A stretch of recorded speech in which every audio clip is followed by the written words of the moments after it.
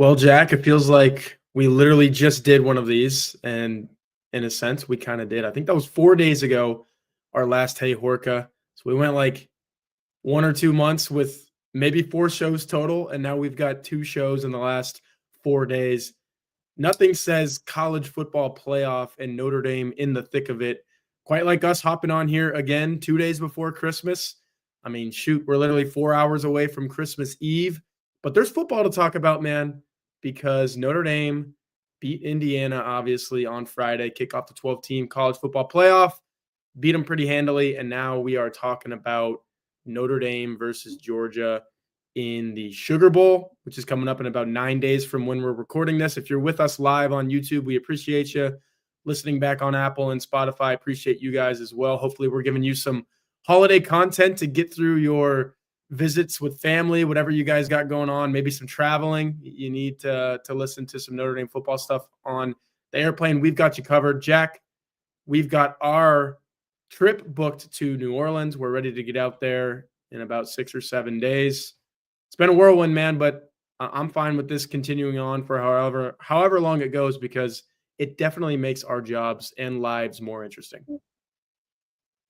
Yeah, absolutely. And also shout out, of course, to the men's, women's basketball teams for not playing very much in the holiday season, so we can do these shows. Very kind of them. But yeah, no, it should be very fun. I'm excited to go to New Orleans. Like I said last week, this will, I guess this will now be the biggest bowl game ever covered. Number one, number two, Notre Dame, Indiana, number three, Gasparilla Bowl 2022. So we're obviously excited. New Orleans is going to be fun. We're obviously both very tired right now, but we get a break. Semi-break in the next couple days. You more than me for obvious reasons. We'll be ready to go next time we get to talk to Notre Dame players and coaches, which will be Friday, I think 27th. Friday. Yeah. Yeah, can't wait for that. I was literally just watching, ironically, Here Come the Irish, the 6th episode. I had watched the 5th, hadn't gotten around to watching the 6th. Passing time, putting myself in a Notre Dame frame of mind for this show. And I was honestly sitting there like listening to Marcus Freeman, listening to Jack Kaiser. Obviously, you get some Al Golden stuff in there as well in that 6th episode, I think, or 5th, whatever it was. 6th, yeah. I can't wait for Friday and Saturday to kind of like get those media availabilities. We get to see a little bit of practice again. Like, as I was saying, it's not a given that in late December you get to talk to these guys and cover them and be around them still. Cause like, I mean, obviously worst case scenario is you're not even in a bowl game, but even last year, Sun Bowl, it was like, okay, let's go to one practice. Let's have like one media day.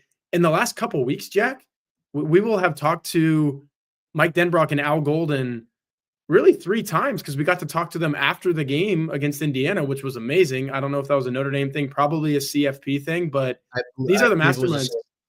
I saw Chip. Yeah, I saw Kelly talking after the Ohio State game. That makes sense. Which, by the way, Ohio State reporters got to go on the field, which we did not. So that was a discrepancy. I won't say any more on that. But talking to Golden, talking to Denbrock, talking to Freeman as much as we are, the chat right now on our YouTube show is very lively to start, and we haven't even gotten in the thick of the show. So, like, again, it's December 23rd, and it feels like, I don't know, September 23rd against Ohio State, number whatever they were and whatever Notre Dame was like last year. You know what I mean? Like, this is very much still football season. We have Notre Dame to thank for that, I guess, that we get to keep covering this season. Yeah, well, it also very much does feel like December 23rd, because I'm exhausted, you're exhausted, but we're going to keep going and cover this thing all the way through. But first, I believe we have some portal news. Yeah, because this is a terrible, horrible, no good, very bad sport that does its free agency and its postseason in the same time frame. So I was letting y'all know that watching Here Come the Irish right back there on my couch, I was thinking about covering, what we have going on this upcoming weekend. As I was walking my dog earlier, before this news even broke, or maybe it was after, I don't know. Time is all a continuum right now, Jack. I don't even know what I had for breakfast this morning, but I do know that Notre Dame got a transfer portal wide receiver from Virginia, Malachi Fields, literally played at Notre Dame Stadium about a month and a half ago. Had 4 catches for 81 yards in that game, and what I wrote at blueandgold.com coming out of this, Jack, and I know you had the breaking news story as well and wrote pretty highly of Mr. Fields as well, but the consistency piece is crazy. Okay, so there's consistency for me, and that was starting the 2023 season with 6 games in a row of 60 or more yards. And then he had a little blip, and then he finished the season with 5 games of 60 or more yards. So that was an 800-yard season for him. This year, he had 7 games of 60 or more yards. That was an 800-yard season for him. 55-plus catches in both of those seasons. Jack, he instantly comes in. Let me give you one more.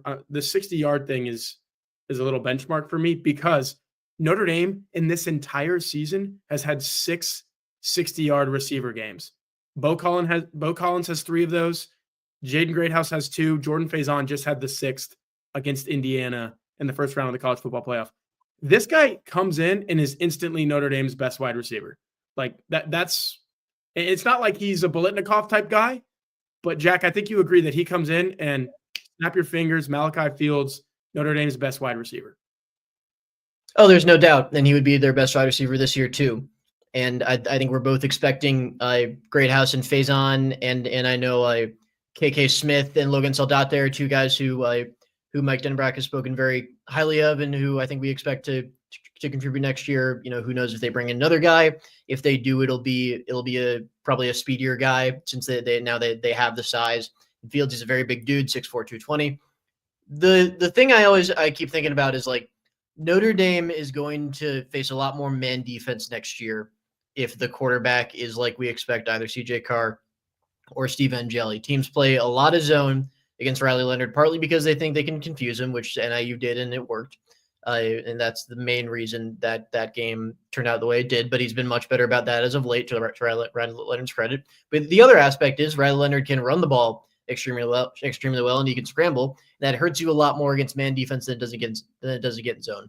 Notre Dame is going to face a lot more man defense with guys like Angeli and CJ Carr, who by all accounts, and Angeli from what we've seen, are not statues, but obviously not Rylie Leonard level runners.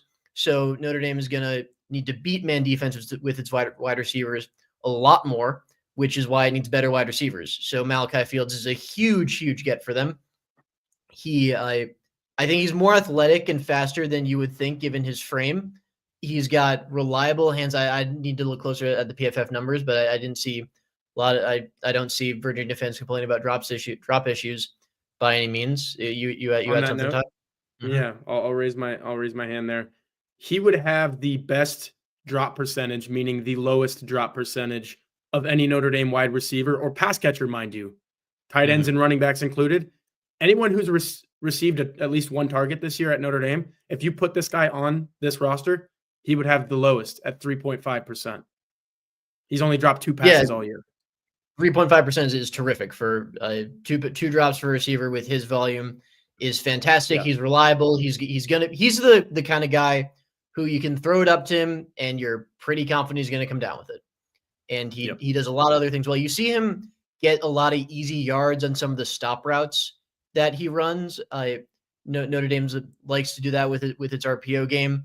Just 5 yards stop. See if you can't make something that happen after the catch. Bo Collins ran one of those. Like they like those with Collins a lot to the boundary. He ran one of those where I think it was a 3rd down where he caught the ball, did a nice little spin around, got the 1st down.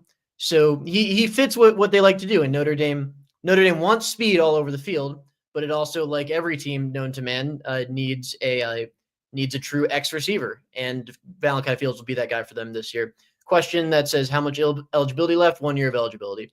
He played as a freshman. Throw that up there. He played as a freshman, but I believe his sophomore year was all but wiped out due to injury, and that's where the extra year of eligibility comes from. Yep. So he's a 5th-year guy, and that 5th year will be the last year. You mentioned some of like what he brings. I watched some of his highlights. I don't want to play them here. I don't think I can play them here because I'll probably get in trouble, and then we'll get this YouTube video taken down. But I think you hit nobody wants that because we will have people that watch this back. We appreciate everyone being here live, but we will have people watch this back. You hit the nail on the head. He's 6'4", 220. So he's kind of got some like Deion Colsey size, Jaden Thomas, a little bit taller than that, but more athletic than both of those guys. Like what I saw, I was like, oh, he's going to be able to do some things and get on the field more than the boundaries that Notre Dame recruited in that class. And quite frankly, over the years, because I saw it wasn't even a stop. One of the ones that I saw was just like kind of when you run like 2 yards and you just turn around, it's almost a screen, but it's So not like a hitch.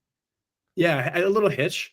Yeah. And he kind of just like shoved an oncoming defender to the side really quickly, straight line, 15 yards, where maybe there was only like 5 to 7 for some other receivers. The contested catches too. I think Pete Sampson of The Athletic tweeted out this stat. I didn't dive into the contested catches stuff, but in the last 2 seasons, I don't know what exactly is a contested catch per PFF, but you get the premise of it. 20 in the last 2 years. This year, I think Notre Dame's leader was a couple of different guys, and they only had 5. So, like, that's being able to use the 6'4", 220 size, throw it up to him. So I think he can do the short game stuff. He can get you with the long ball, which is what you want your boundary to be able to do. And that's why I go back to what I kicked off this conversation with. He's Notre Dame's best wide receiver going into next season. Stay healthy. Obviously, that's a problem with this team for whatever reason. It's a luck thing, but if he plays 12 games, let's continue, finish off this conversation with this, Jack, because I think people get scared when Notre Dame wide receivers transfer in here because they're just not the same. Like Bo Collins was the same. Like he put up the same statistics that he did at Clemson. And that's what you kind of wanted from him. But Chris Mitchell was like such a drop off. And I wrote in my article, a lot of that has to do with running Jeremiah Love, Rylie Leonard, Jadarian Price. Like it's just a different deal here. But do you think Malachi Fields can come in here and give you 50 for 800 like he has the last 2 seasons? That's the guy that he is there. Is he that guy at Notre Dame?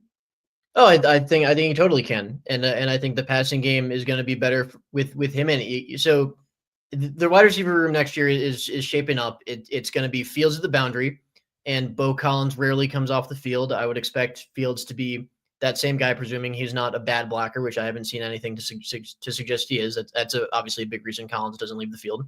Got Greathouse in the slot.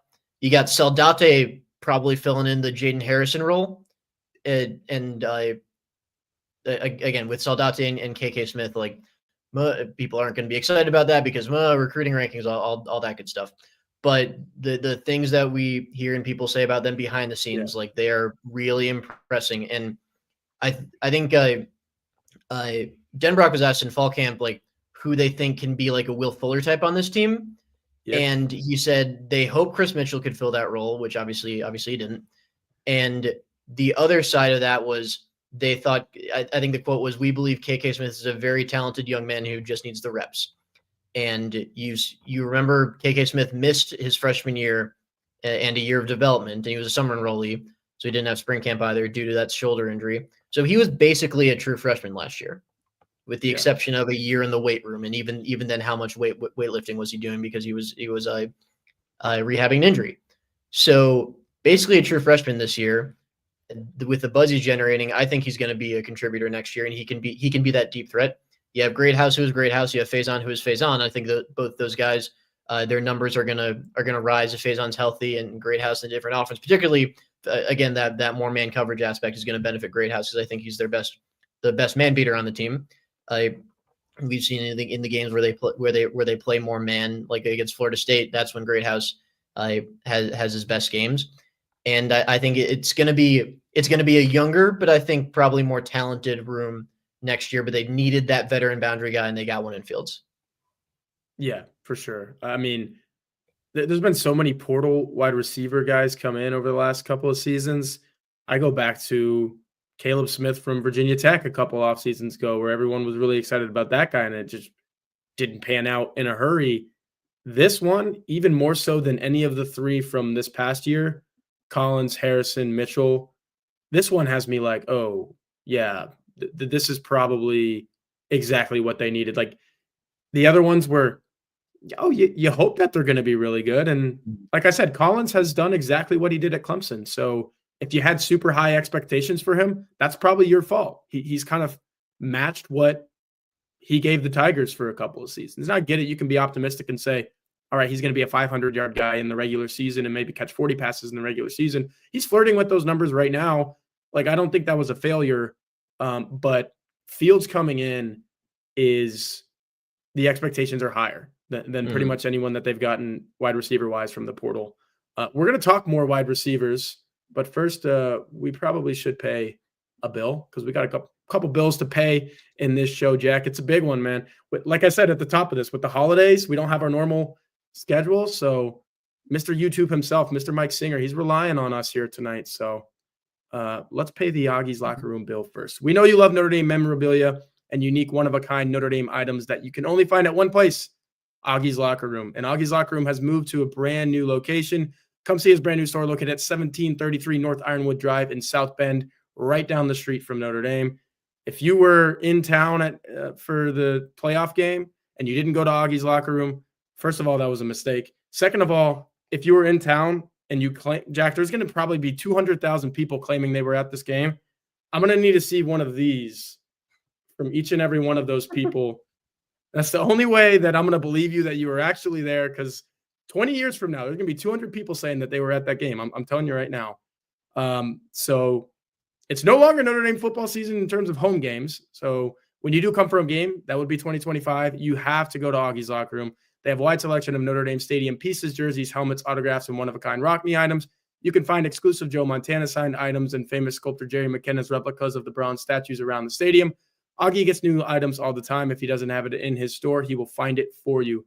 Visit Auggie at 1733 North Ironwood Drive in South Bend and see the vintage helmet display dating back to 1890. He's got some amazing items. You want to see them, visit augieslockerroom.com or call 574-277-6363. I promised more wide receiver talk. And Jack, I'll give you the floor so I can take a drink of water. Did the Notre Dame wide receivers have their best game of the season against Indiana? I should have thought more about this because I knew we were talking about this and I suggested talking about this. But I think it doesn't have to be numbers driven. Just give me a subjective little take here. They made the fewest mistakes in this game because you didn't see the drop issues. Faison, I think, had one early. Other than that, I don't think they dropped a pass. They made the plays downfield. Collins might have actually dropped one pass, or maybe I'm imagining that. I'm imagining that. I don't think Bo was targeted a ton. He did make that play that we referenced earlier.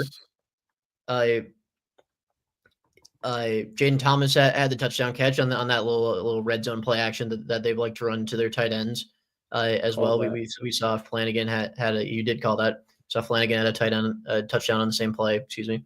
Faison made the play deep. Greathouse I thought it was interesting that Freeman mentioned Greathouse's catch because I think he only had one catch and one target, but he mentioned that. Yeah, I'm gonna pull up the numbers here for us. That was a very nice. That was a very good play.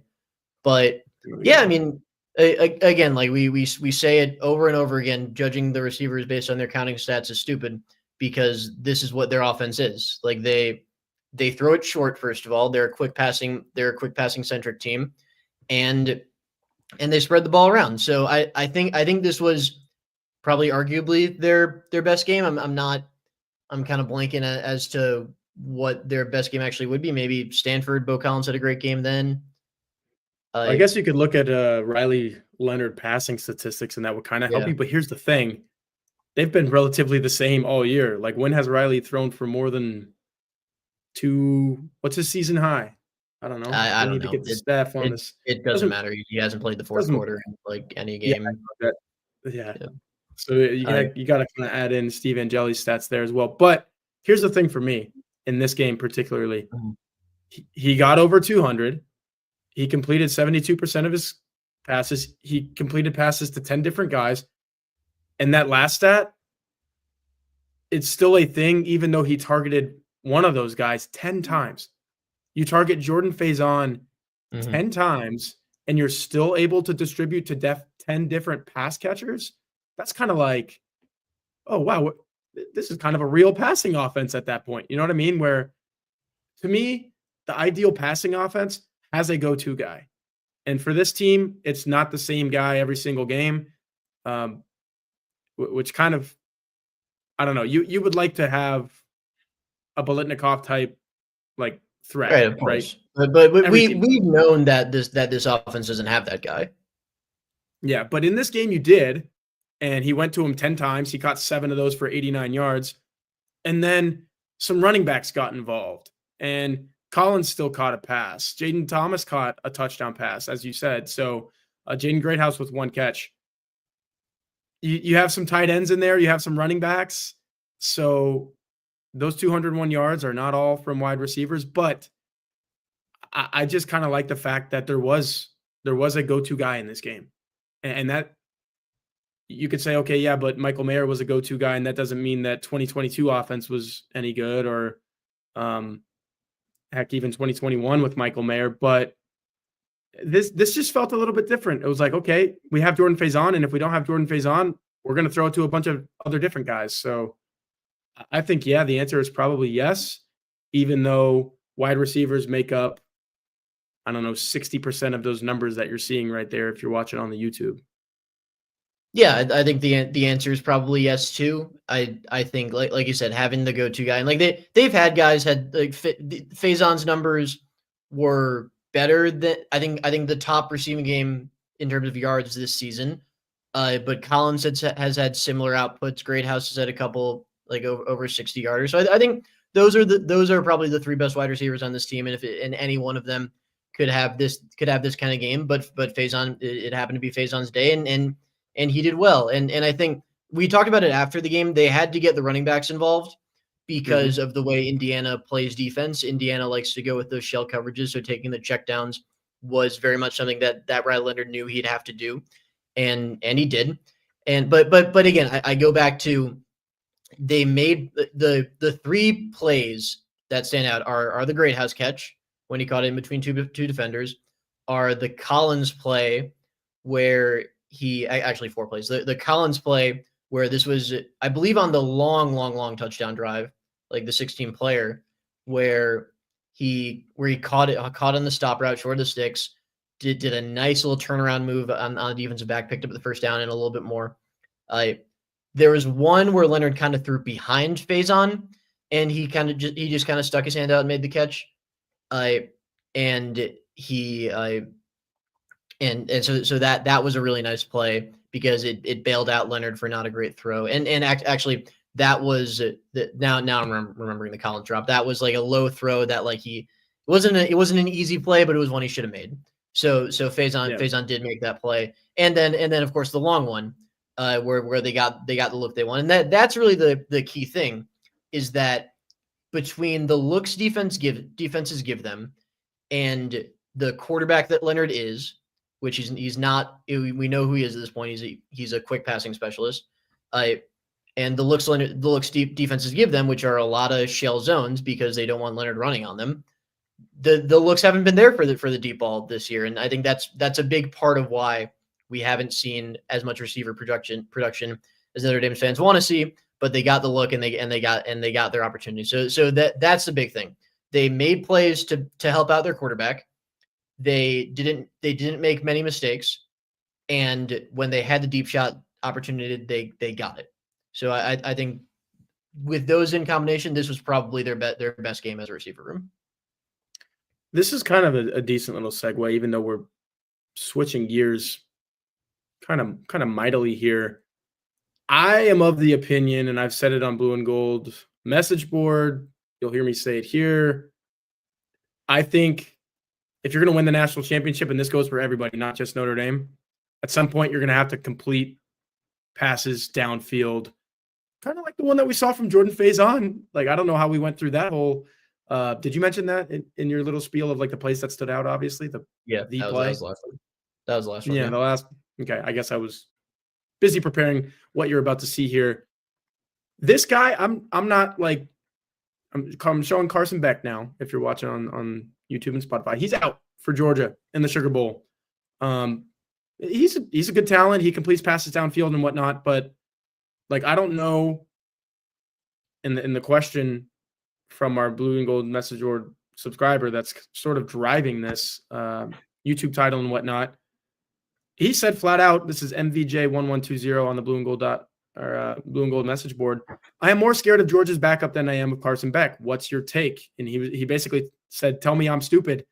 So there's a lot of different things. And the way that I got into this was, I think you have to complete passes downfield to win the college football playoff.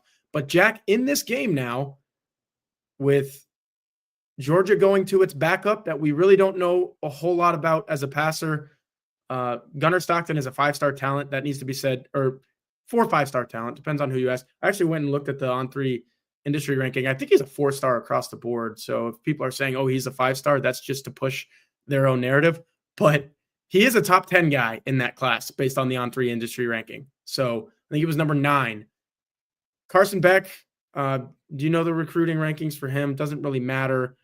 What does matter, I think that it's sort of the same. And didn't Marcus Freeman more or less say this in his Monday press conference? It's like, we're not preparing for Georgia any differently with Gunner Stockton than we would be with Carson Beck. Georgia's going to be Georgia. They're going to try to control the line of scrimmage. They do pass a lot. So that is one thing, Jack, that I'm curious. Does Georgia come out and pass as much with Stockton as they did with Beck? Is he going to be better at it? Is he going to be worse? Are they going to do it fewer times because of that? There's so many moving pieces and moving parts. But the way that I presented this, I want to get back to that. With this quarterback uncertainty at Georgia, I'm not sure Notre Dame needs to, at some point, like if you play Oregon, you play Texas, I do think Notre Dame's going to need to throw the ball. But in this game, I think you can just go at Georgia knowing that maybe their offense is a little limited itself. And I don't think Notre Dame's got to be prolific in the passing game because, quite frankly, I don't think Georgia's going to be prolific in the passing game as well. Not with this quarterback change, not against this Notre Dame passing defense. Offensively, I'll get to Stockton and Beck in a second, but offensively, I've always thought Notre Dame just needs to play its game because it matches up well against Georgia. Mm-hmm. We'll talk about this a lot. We'll write about it a lot on blueandgold.com this week, but like when Georgia's been hurt, it's with dual threat quarterbacks. You think about what Haynes King and Jalen Milroe did to them. Like, I believe both of them had 300 passing yards, 100 rushing yards. Like, they've been hurt by dual threat quarterbacks for whatever reason. And this is an athletic Georgia defense because it always is an athletic Georgia defense, but they just haven't dealt well with that archetype.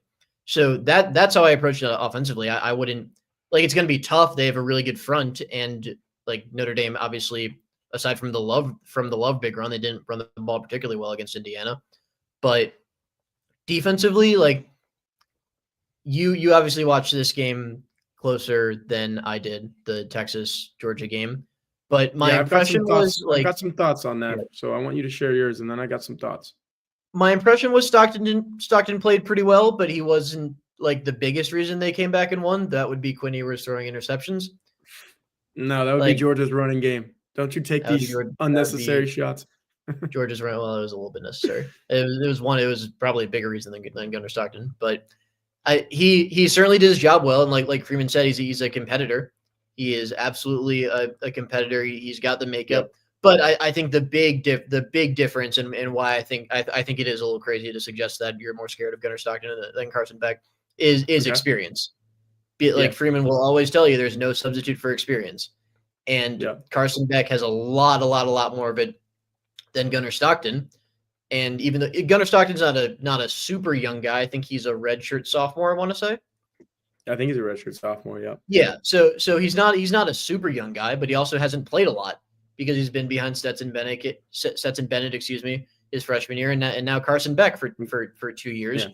So there's just no substitute for that, particularly against a defense as complicated and as advanced as Notre Dame's is. So I feel much more comfortable if I'm Notre Dame believing you can rattle. And I know Carson Beck's thrown interceptions this year, but believing you can rattle a Gunner Stockton and also Notre Dame, like I know Stockton is more mobile.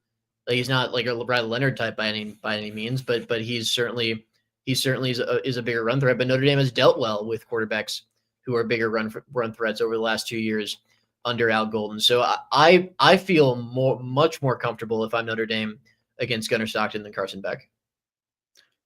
I do not, and it has nothing to do with X's and O's. Or quite frankly, experience, because if it did have to do with experience, I'd be 100% agreeing with you. And look, I'm not trying to speak some Cardale Jones, Ohio State thing into existence because that's the last thing that Notre Dame fans want me to do. But I will tell you, I can kind of see it. And I was there at the SEC championship for Notre Dame, Texas. Carson Beck, elbow goes a direction that no human elbow should ever go. And guess what? He had surgery on it in the last couple days, right, Jack? That's what I was just putting on the screen there. He's 100% out. Yeah. He's out.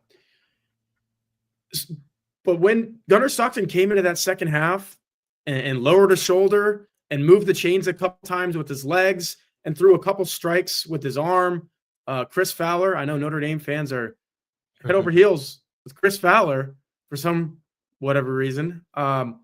He was getting excited in the booth calling Gunner Stockton passes.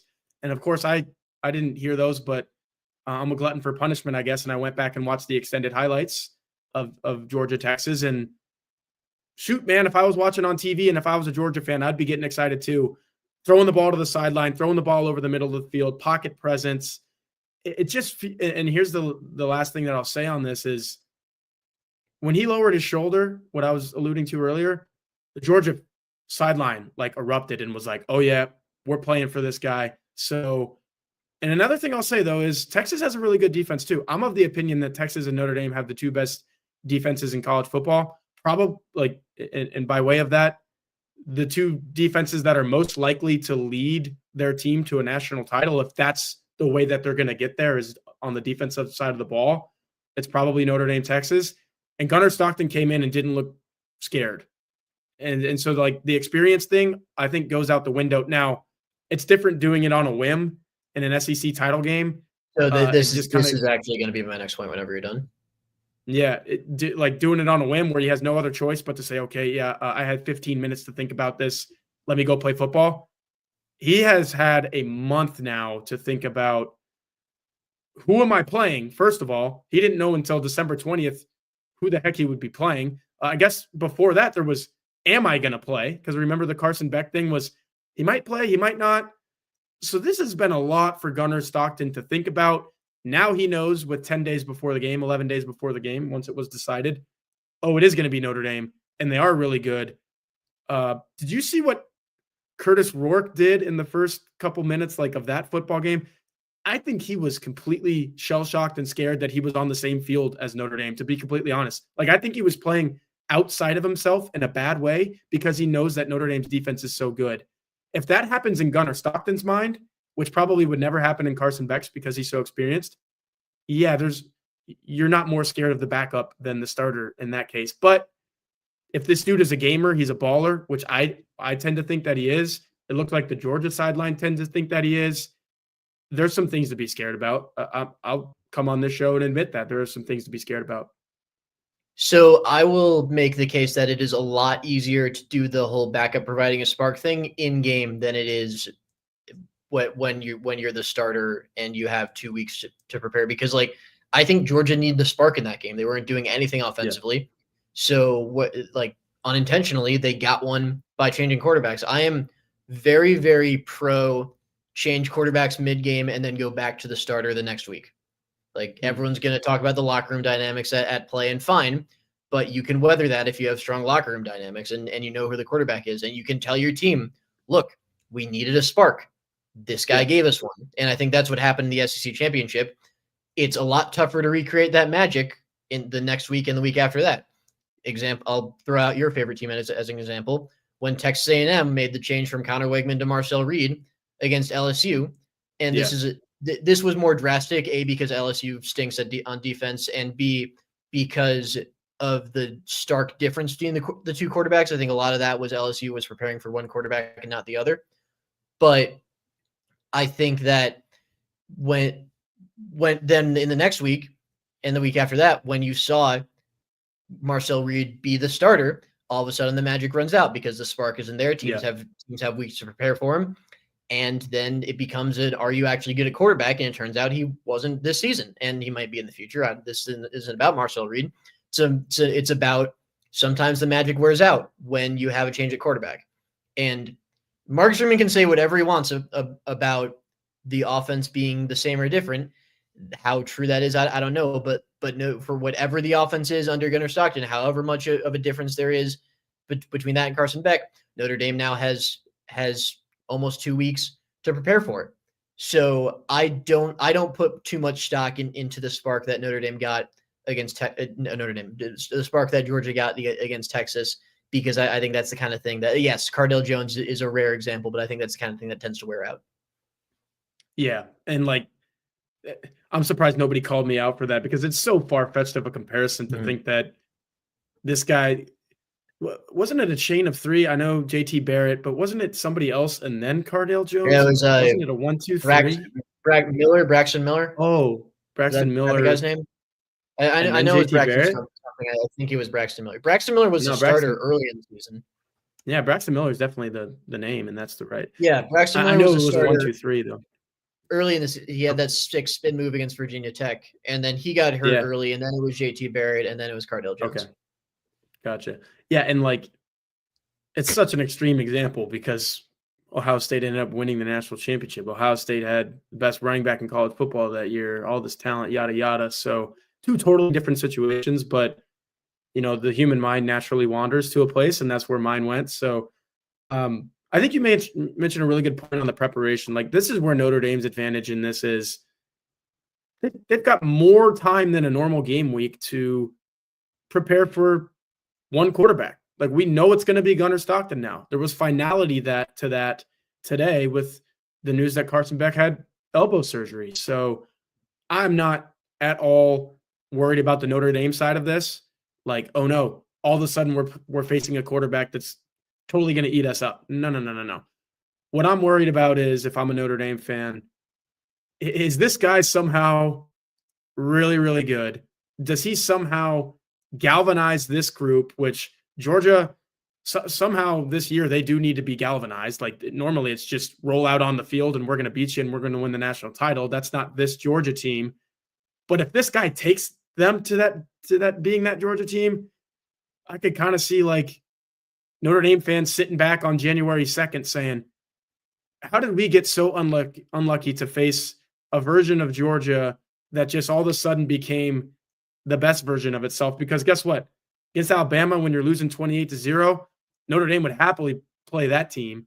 Notre Dame would happily play the Georgia team that lost 28-10 to Ole Miss. If this guy, Gunner Stockton, somehow makes them more than that, it's a little bit of a headache. And that's what I'm scared of. Going back to the title of this YouTube video, if somehow that's the case, yeah, a little bit scared if I'm a Notre Dame fan. Yeah, I just don't buy that they could that continues into the Notre Dame game. But we'll see. I have disagreed with you on some of these hunches, and you've been right before, so we will see. You've been right before yourself, so I could very much be wrong on this one too. Let's pay another bill, Jack, and we're talking about HomeField. Notre Dame is in the college football playoff, and to celebrate, you're going to want to load up on new Fighting Irish gear, which is where we meet today's sponsor, HomeField Apparel, a premium collegiate apparel brand based in Indianapolis, right down the road from South Bend. You guys know that I love their clothing. That this is a Mike Singer ad read. I do have some HomeField stuff, but if you've ever seen him on these YouTube shows, he really, really loves HomeField.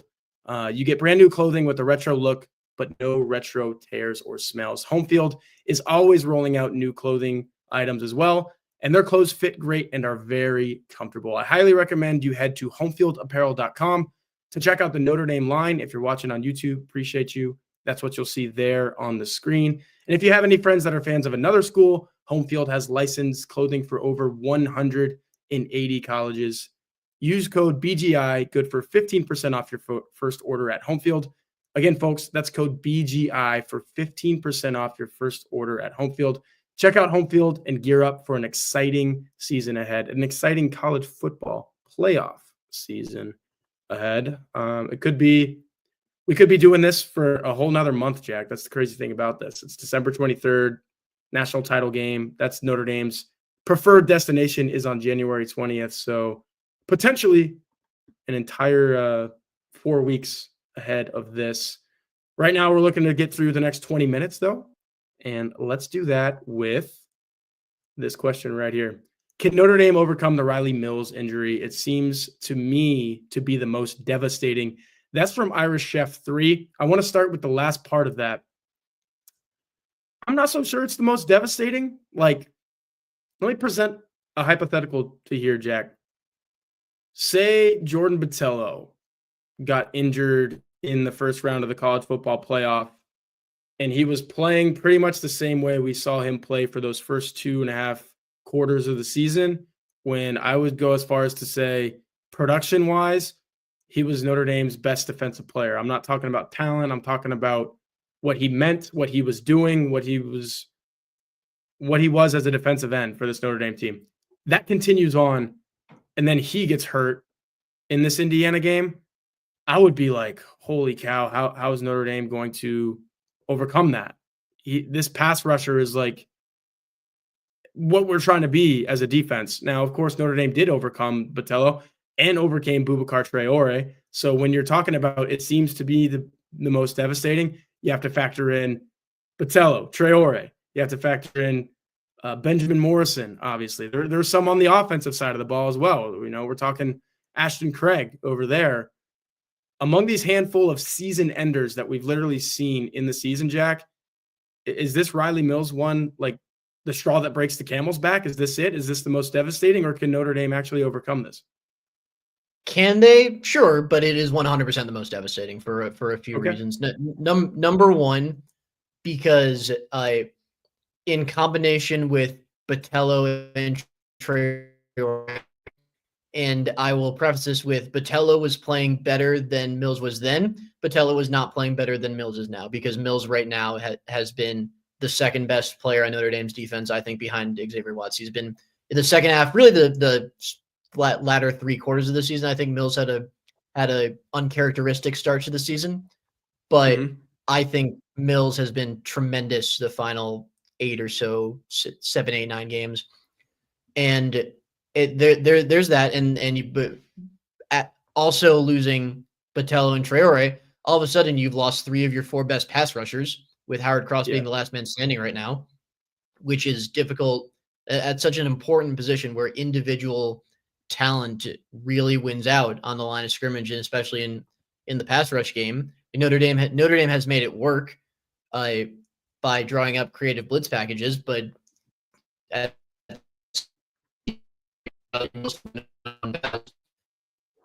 and beyond that, like, he's a captain, he's a leader. It's going to see him go down now. I think the timing aspect matters, and you don't have the ready-made. Like, obviously, we'll talk more about Gabriel Rubio, but you don't have the stud replacement in Leonard Moore. And obviously, we didn't know Leonard Moore was Leonard Moore at the time. We knew he was going to be pretty good.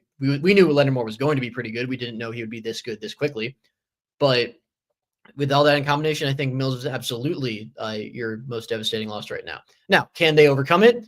Sure, and I'll throw it to you to start the discussion on how they can do that. The same way, and I'm using Marcus Freeman's words right now, the same way they got over NIU, the same way they got over the first season-ending injury, the second, the third. I mean, like I said, this is up to a handful now. I do think at some point the dam breaks, and if you think that this is, and I'm not totally disagreeing with you, because I think you make a really good point about the timing. If this is the worst of them, oh boy, is it coming at a really bad time. This is literally the worst time for it to come. You're going against a Georgia team that, I get it. In the last segment, I talked about how they're not really what they used to be in terms of 15-0 national title type team. I mean, they're 11-2 or whatever they are right now. So it's doable, but I don't know, man. When you put it in conjunction with everything else, and it's just so disheartening if you're Notre Dame, because Howard Cross misses 3 games and you finally get these 2 guys back. Like, they came back for their 5th season to make this run, and it was all about this college football playoff run. They only need to win 3 more games to win a national title. You're going to have to do that without Rylie Mills. And Marcus Freeman said it. Can't replace his production. Can't replace his leadership. Like, this is huge, huge loss. How do you replace him? It's the next man up. Like, Gabriel Rubio is a senior. He's never started a game, but if there was ever a game to start, if you're Gabriel Rubio, it's right. Like this is the time for Gabriel Rubio to step in and perhaps play his most meaningful Notre Dame football game of his career, his best Notre Dame football game, if he can muster that up. Now, as Marcus Freeman says, it's never all one guy. So I think Howard Cross has to play better. Like, not saying that he's played bad. We've seen him for one game in the last month, but you want Howard Cross to be the 2023 All-American version of himself. If he is that, Notre Dame is a little bit stabilized in the center, even without Rylie Mills being able to play. Donovan Heinisch has to play like he did against Virginia or Florida State, whoever that was, was it Florida State where he got 2 sacks? It was one of those late season home games. Florida State. He needs to be that guy. And I get it. Georgia's not Florida State, but like channel that, muster that up. But that's really it, Jack, because I'm going to let you go here in a minute, but Armel Milcom is back into the 2 deep. I don't see more than a handful of plays for that guy in this game against this opponent. I get it. You would love a rotation of 4 so you can plug and play 2 at both positions there, defensive tackle.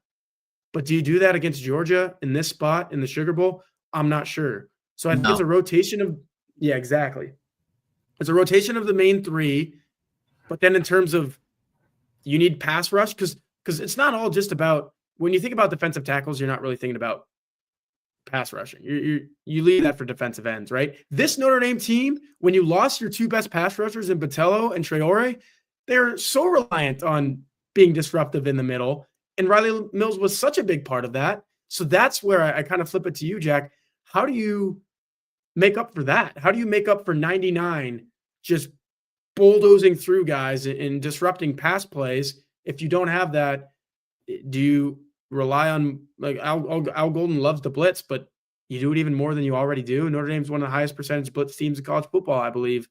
Like, how do you circumnavigate this? Because it can't all be personnel, given that we both agree only 3 guys in the middle are probably going to play most of the snaps in this game. Right. Yeah. And like with cross out Mukum and Sevillano, like you need to get those 2 guys ready in case another guy goes down, God forbid if you're Notre Dame. But you need to but I think you stick with it. You stick with the guys who played all season if assuming all 3 of them are healthy. But so I feel good about what Rubio can do against the run. I don't think I'm necessarily more worried about Notre Dame's run defense than I already was, but that's not saying a lot because I was already significantly worried about Notre Dame's run defense because research Georgia's guards, Fairchild and Ratledge, Dylan Fairchild, I want to say. I know it's Tate Ratledge, I think. I know their last names are not too clear. Both sounds right, I think. On their first names, but they're both All-American guys. I think both at least second team.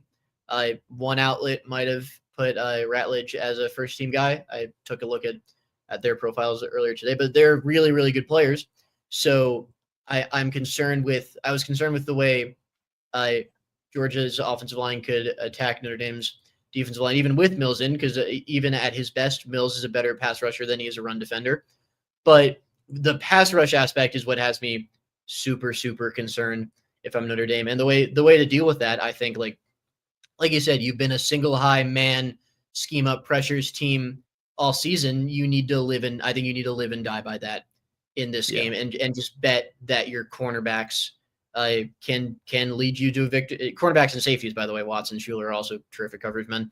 But you need to bet that they can win this game for you and scheme up pressure inside. Obviously you're not going to load the box in the traditional sense in personnel to 11. That would be crazy because Georgia's second leading receiver is their slot guy, a man by the name of Dominic Lovett, who I am very familiar with.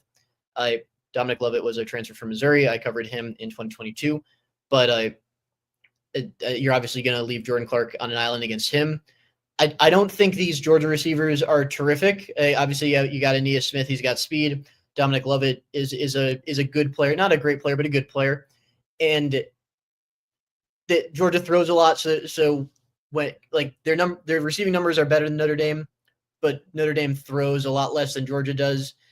their receiving numbers look pretty similar to Notre Dame if you prorate that for the pass attempts. So I would, especially with an inexperienced quarterback like Gunner Stockton, who I think you can probably rattle by getting pressure on, like any inexperienced quarterback and really quarterbacks in general.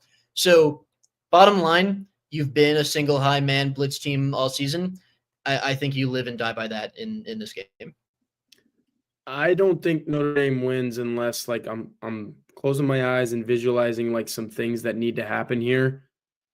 Jalen Sneed makes a big play in the background. Maybe you blitz Schuler and he makes a big TFL. Like those are some of the things where if Notre Dame is able to live in the Georgia backfield that way, because I said it, you said it, the way that Notre Dame has been living in opposing teams' backfields is there's so much going on up front in the middle of the defensive line that all of a sudden everything collapses.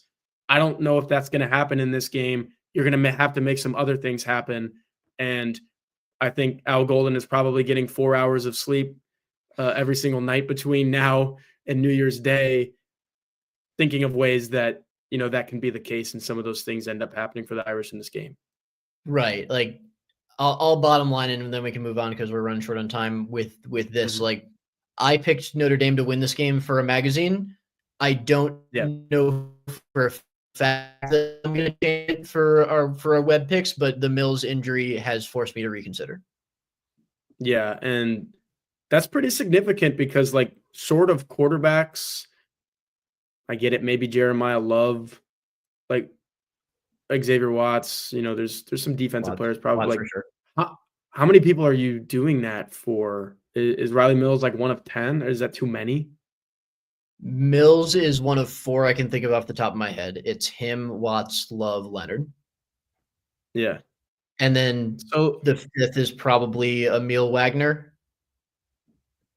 I think. What if you take away one of the corners and then all of a sudden? Oh, yes, obviously the corners, but that is more about Notre Dame has no more corners than anything else. But I think in a vacuum, if you're looking at guys that you take out, Rylie Mills is toward the top of the list because he's kind of a unique guy and an important guy for that defense. So he is.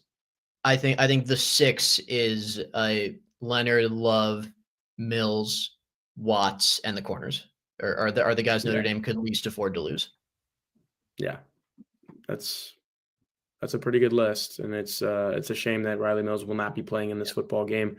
Riley Leonard will be playing in this football game. Looking back, this is an interesting one, and again, you said we're running short on time.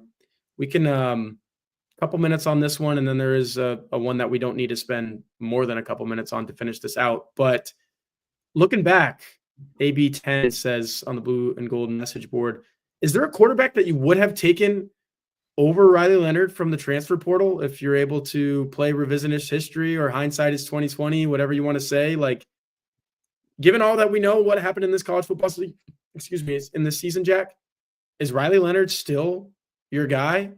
I will say that, and like I'm prefacing this as off the record, I think Mike Denbrock and Marcus Freeman would still tell you Riley Leonard he ended up being exactly who we wanted him to be. Leadership, running the ball, progressing as a passer from September through December. I don't think they would change their minds. Would you? Is there somebody else out there for you? And Cam Ward is the only one who immediately comes to mind. Like not necessarily definitely would, and you always have to remember that although Ward is a grad transfer, Notre Dame can't recruit everyone, and it's not even just about grades. It's about culture fit. They have to, and obviously by all accounts, Cam Ward is a great guy, but there are a lot of factors you have to consider. So, I mean, if you really held Notre Dame's feet to the fire, maybe they'd say Cam Ward, but like it's all hypotheticals to this point. I do think like, and the other name that comes to mind is Will Howard, but like Will Howard and Riley Leonard strike me as pretty similar to this point. Not necessarily in their games, although they're both dual threats. Leonard's probably a better runner. Howard's probably a better passer, but Howard obviously has better receivers to throw to. So you can twist your brain in knots comparing those two. I do think unequivocally Notre Dame would rather have Leonard than Dylan Gabriel, even though Gabriel has obviously had the better season because he was a Heisman finalist and Leonard is not. But I think Gabriel was just such a perfect fit for Oregon's scheme and personnel that it was that like he would succeed at Oregon and not a lot of other places. Yeah, I don't know. I probably texted you this. I texted a lot of people this, that like Oregon, when Oregon got Dylan Gabriel, I'm like, oh, he's going to be a Heisman finalist in that offense because it's you just nailed so that perfect one. for a quarterback. Yeah, like the way they play and the guys. I was saying that I remember you texting me saying that he was going to light it up, and I don't know, maybe he was too recently at Oklahoma for me to wish anything well for the kid. I'm joking. I love good college football. He plays it, and if Texas ends up playing that team in college football playoff, I would not be shocked if that guy is the reason that Oregon wins that game. So he's a baller. But I do kind of agree with you that, like, again, just watching the way that Mike Denbrock called this offense with Rylie Leonard, the guy scored 15, 16 rushing touchdowns. Was it 17, 15? I don't know. Too many for me to count. I know he set the record. Was it 15 or 16? I don't know. Rylie Leonard rushing touchdowns. 15, right? 15 and counting, obviously. 15 and counting. Yeah. And to beat Georgia, it's going to need to be counting. Yeah. Oh, he's got to get in the end zone in that game, I think, too. Cam Ward's the easy answer, though, because I think he works anywhere. And for some of the reasons, particularly in an offense like Notre Dame.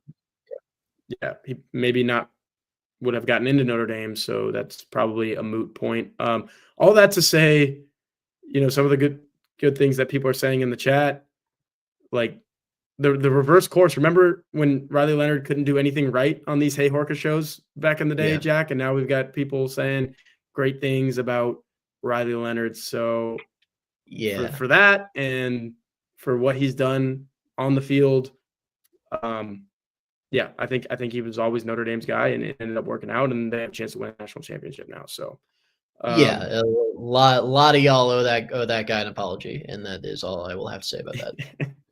I don't think Jack's wrong. We're gonna finish up with this. How would you grade the Notre Dame season as of right now from Aerofan 624? I've got it as a solid A. I'm not going A+. If Notre Dame beats Georgia, it's A+ no matter what, because you have beaten a blue blood in a major bowl game. You're not on your home campus. You will have won 2 college football playoff games, though, including the one on your own home campus, including a one against the dynasty of the last 3-4 years in college football. Kirby Smart's the best coach currently in college football with Nick Saban having retired. There's so much that goes into that game that if you win it, for me, A+. If you lose it, depends on how.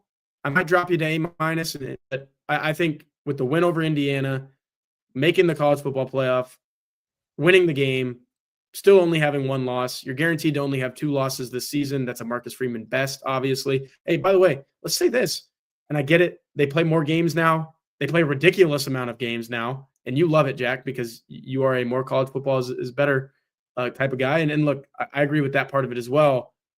But when you're looking at coaches, it gets a little convoluted because Marcus Freeman winning 12 games doesn't mean as much as like Lou Holtz or Ara Precision, Frank Leahy go down the line. Definitely Newt Rockne. But that said, he's one of 3 coaches now to ever have won 12 games at Notre Dame. It's only happened 5 times. Lou Holtz did it twice. Brian Kelly did it twice.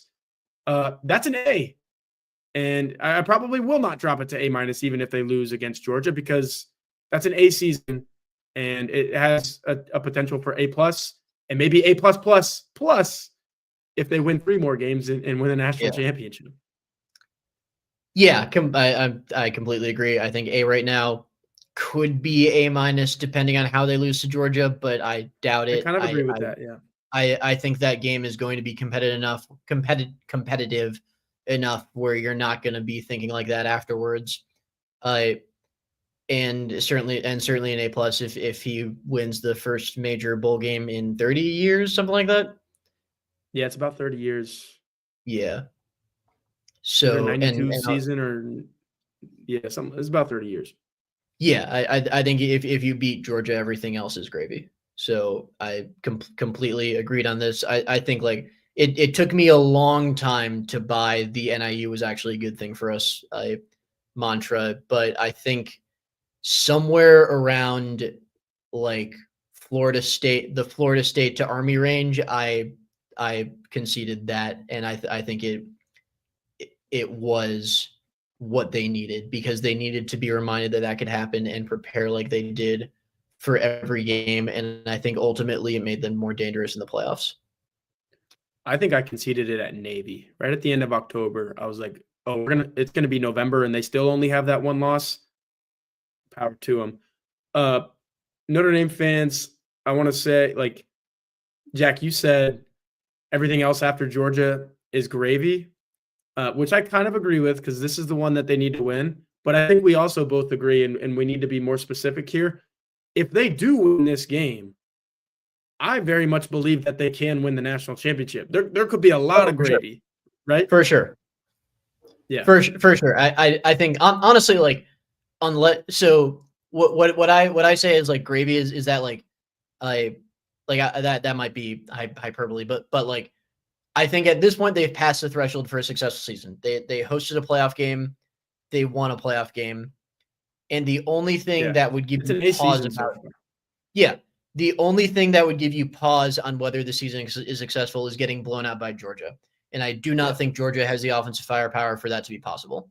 So I think no matter what happens from here on out, this was a successful season for Notre Dame, and obviously can be much, much more successful depending on what happens in the next month.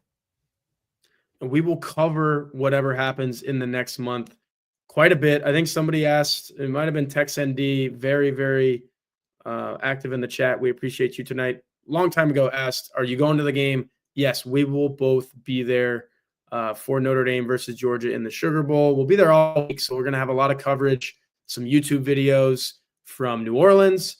I believe before we even leave for New Orleans, we might have another like mega live show. I don't know if this is completely publicized, but you might see our faces along with those of like Mike Singer and maybe Kyle Kelly, Tim Hyde, obviously a staple.